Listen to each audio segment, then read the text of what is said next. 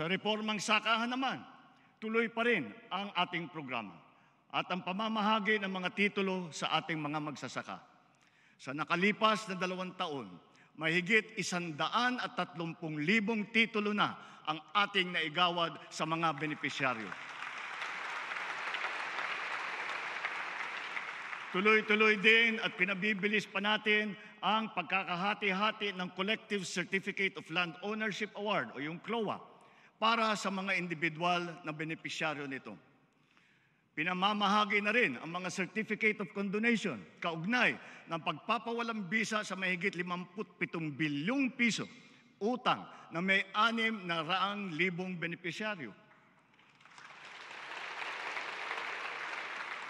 Bukod pa rito, naresolba rin ang mahigit 70,000 mga kaso patungkol sa reformang agraryo. Kasama rito ang mahigit 2,000 kasong matagal nang nakabinbin bago pa man pumasok ang administrasyon.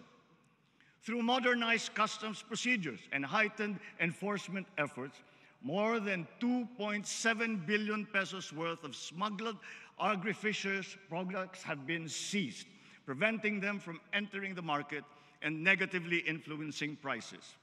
Bilang leksyon, ang mga nasabat na kargamento ng bigas ay agad nating ipinapamahagi sa ating mga mahihirap na kababayan. Ganon din ang sasapitin ng lahat ng mga ipupuslit ng mga bigas. Ang ibang mga produkto naman ay ating sisirain o susunugin, bukod pa sa pagkakakulong sa mga mahuhuling mga salaryman.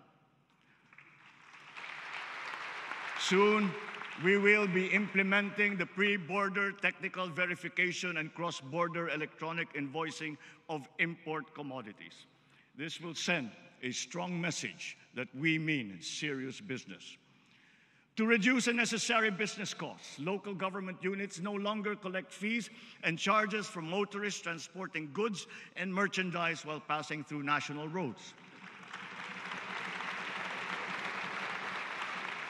On the same principle, LGUs have been strongly urged to refrain from collecting similar fees for the use of local roads.